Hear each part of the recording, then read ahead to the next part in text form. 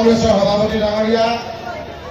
আপোনালোকৰ মৰমৰ আদৰৰ বিধায়ক ৰাষ্ট্ৰপতি মোল্লা চাহাব, কংগ্ৰেছৰ জ্যেষ্ঠ নেতা ৱাজেদ আলী চৌধুৰী চাহাব, ইয়াত উপস্থিত থকা মুৰব্বী সমাজ, আলিম সমাজ, জমিয়ত উলামায়ে হিন্দৰ সভাপতিকে প্ৰমুখ্য কৰি বিভিন্ন সংগঠনৰ ইয়াত উপস্থিত থকা সদস্যসকল, লক্ষীপুৰ ব্লকৰ সভাপতি, যুৱ কংগ্ৰেছ, NSY, মহিলা কংগ্ৰেছ, সেৱা দলৰ সহকৰ্মী বন্ধুসকল, ইয়াত উপস্থিত থকা সন্মানীয় বয়োজ্যেষ্ঠ লোকসকল, ছাত্ৰ ছাত্ৰীসকল, মথাউৰিত থকা মহিলাসকল,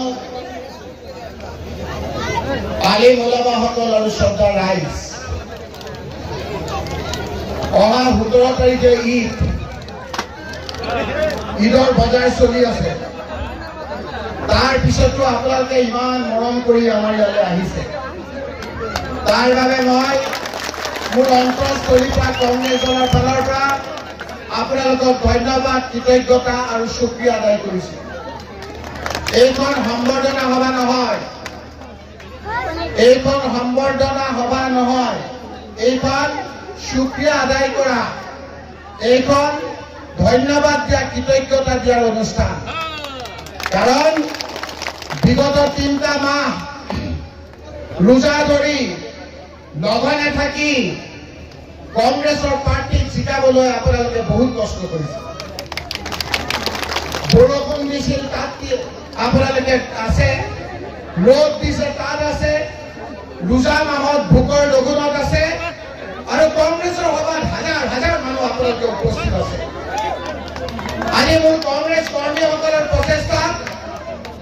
আপোনালোকৰ সকলোৰে সহযোগত অসম নহয়, উত্তৰ পূৰ্বাঞ্চল নহয়, গোটেই ভাৰতবৰ্ষ পৃথিৱীত ৰেকৰ্ড সংখ্যক ভোটত 10,12,000 ভোটত আপোনালোকে বিজয়ী কৰাইছে। 14 লাখতকৈ বেছি ভোট আজি আপোনালোকে দিছে। সেইকাৰণে মই সম্বৰ্ধনা ল'বলৈ কাৰণে অহা নাই। বহুতে কৈছিল যে ঈদৰ পিছত আহক,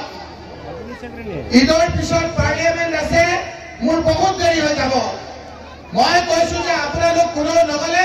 মোৰ এই মানুহখিনিক ঈদৰ আগত মই ঈদ মুবাৰক জনাই আৰু শুক্ৰিয়া আদায় কৰিবৰ কাৰণে অকলে অকলে যাম। আৰু সেইকাৰণে মই আপোনালোকৰ ইয়াত দৌৰি আহিছো। আফতাবুদ্দিন মোল্লা চাহাব, ব্লক কংগ্ৰেছৰ দুটাৰ সভাপতি, আমাৰ ইয়াৰ নেতাসকল, যুৱ কংগ্ৰেছ, NSY, মহিলা কংগ্ৰেছ, সেৱা দল, আৰু মোৰ এই কৃষক ৰাইজ, শ্ৰমিক ৰাইজ, আলিম ওলামাসকল, সকলোকে মই ধন্যবাদ, কৃতজ্ঞতা আৰু শুক্ৰিয়া আদায় কৰিছো। আজি আৰু অন্য কথা নহয়, ঈদৰ পিছত আমি বাকী কথা পাতিম। আজি আমাৰ পীৰবাৰীৰ লোকসকলে যিটো আমাক সহায় কৰিছে, আমি সকলো পীৰবাৰীৰ আলিম ওলামা সকলোকে কংগ্ৰেছ দলৰ ফালৰ পৰা আৰু মোৰ অন্তৰৰ পৰা ধন্যবাদ আৰু কৃতজ্ঞতা আৰু শুক্ৰিয়া আদায় কৰিছো। সেইসকলক আমাৰ ফালৰ পৰা আফতাবুদ্দিন মোল্লা চাহাব, তেখেতক এখন গামোচাৰে আমাৰ হৈ সকলোৰে হৈ তেখেতক আপুনি এখন দি দিয়ক। তেখেতক আমি স্বাগতম জনাইছো, আমাৰ আদৰণি জনাইছো, অভিনন্দন জনাইছো। আজি সেইকাৰণে মই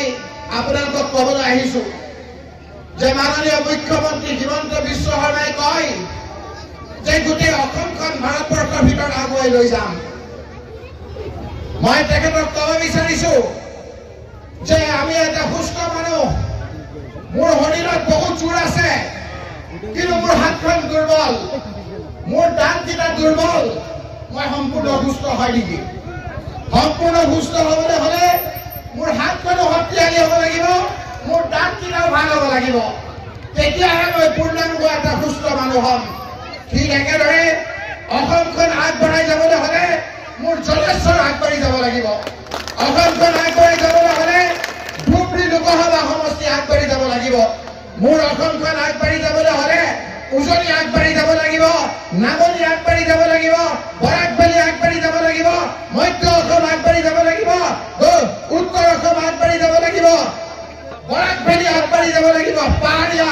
জিলা আগবাঢ়ি যাব লাগিব, বিটিএডি আগবাঢ়ি যাব লাগিব। তেতিয়া আমি সুস্থ সবল এখন অসম ভাৰতৰ লগত সকলোকে আগবাঢ়ি যোৱা ৰাজ্য হ'ব পাৰিম। সেইকাৰণে মুখ্যমন্ত্ৰী ডাঙৰীয়াক ক'ব বিচাৰিছো যে অটল বিহাৰী বাজপেয়ী ডাঙৰীয়া আপোনালোকৰ নেতা আছিল, প্ৰাক্তন প্ৰধানমন্ত্ৰী আছিল তেওঁ এটা সময়ত কৈছিল যে এটা পদত থাকিলে সেই পদৰ মৰ্যাদা ৰাখিব লাগে আৰু ৰাজধৰ্ম পালন কৰিব লাগে মুখ্যমন্ত্ৰী ডাঙৰীয়া সকলোকে সমান চকুৰে চাই আপুনি ৰাজধৰ্ম পালন কৰক আপুনি ৰাজধৰ্ম পালন কৰি সকলো অংগ প্ৰত্যংগ আপুনি আপোনাৰ মুখ্যমন্ত্ৰী হিচাপে আপুনি স্বীকাৰ কৰক এই কথা মই এই কাৰণে আপোনালোকক ক'বলৈ আহিছো যে আজিৰ তাৰিখত আমি ইলেকশ্যনৰ সময়ত কিছুমান কথা ক'লো তেওঁলোকক ক'লে ৰাইজে সিদ্ধান্ত দিলে এতিয়া আমি কাম কৰা সময় এই সময়খিনিত আপোনালোকৰ লগত আমি একেলগে লগ খাই আমি কাম কৰিম ৰাইজ আজিৰ তাৰিখত মই এতিয়ালৈকে পূৰ্ণাংগ এমপি হোৱা নাই সম্পূৰ্ণ এমপি হোৱা নাই এতিয়াও মই এমপি বুলি লিখিলে নিৰ্বাচিত এমপি বুলি লিখিব লাগিব কাৰণ এটা নিয়ম আছে এই নিয়ম হ'ল যে প্ৰথমে ওট টেকিং কৰিব লাগিব শপত গ্ৰহণ কৰিব লাগিব পাৰ্লিয়ামেণ্টত অহা 24 তাৰিখে আমাৰ শপত গ্ৰহণ অনুষ্ঠান আৰম্ভ হ'ব শপত গ্ৰহণ অনুষ্ঠান আৰম্ভ হোৱাৰ পাছত আমি তাত স্বাক্ষৰ কৰাৰ দিনাই আমি পূৰ্ণাংগ এমপি হ'ম পূৰ্ণাংগ এমপি হোৱাৰ আগতে মই ভাবিলো যে যি লোকসকলে ইমান কষ্ট কৰিছে সেই লোকসকলক এবাৰ দেখা দিয়াৰ মোৰ কৰ্তব্য মোৰ দায়িত্ব এই কৰ্তব্য আৰু দায়িত্বৰ কাৰণে আপোনালোকৰ মৰমক নেওচিব নোৱাৰি মই উদাহৰণ গাই আপোনালোকৰ ওচৰলৈ আহিলো এইটোকে মই বুজাব বিচাৰিছো যে আপোনালোকৰ কেৱল মই এমপি নহয় মই আপোনালোকৰ সকলো পৰিয়ালৰ এজন সদস্য মই আপোনালোকৰ ফূৰ্তিৰ আনন্দত মই নাহিব পাৰো কিন্তু আপোনালোকৰ দুখৰ সময়ত মই সদায় আপোনালোকৰ লগত থাকিম নিৰ্বাচনৰ আগত যেনেকে কথাবিলাক কৈছো নিৰ্বাচনৰ পাছতো আজি আপোনালোকৰ ওচৰলৈ মই আহিছো আজি আপোনালোকে দেখিছে মই আজি মঞ্চত আছো কেতিয়াবা দেখিব আপোনালোকৰ ওচৰ অঞ্চলৰ হোটেলত বহি বন চাহ খাই থাকিম আপোনালোকক খবৰ দি পেলাও আহিম মই খবৰ নিদিও আহিম আপোনালোকৰ লগত মই সমানে থাকিম সেইকাৰণে আজি আফতাবুদ্দিন মোল্লা চাহাবে কোৱাৰ দৰে জামাদাহঁতত আৰু এখন সভা আছে বতৰো ভাল নহয় সেইকাৰণে আপোনালোকৰ যোগেদি মই সকলোলৈকে মোক ভোট দিয়া মোক ভোট নিদিয়া সকলোৰে মই আজি সংকট হয় নহয় ৰাইজ আজি যদি মই এখন দলং কৰো আমাৰ কি অকল ভোট দিয়া মানুহখিনি যাব নেকি ভোট নিদিয়া মানুহখিনি যাব সকলোকে লৈ আমি চলিব লাগিব আমি সকলোৰে একেলগে মিলা প্ৰীতিৰে আমি আগবাঢ়ি যাবলৈ বিচাৰো সেইকাৰণে আজি আপোনালোকক কৈছো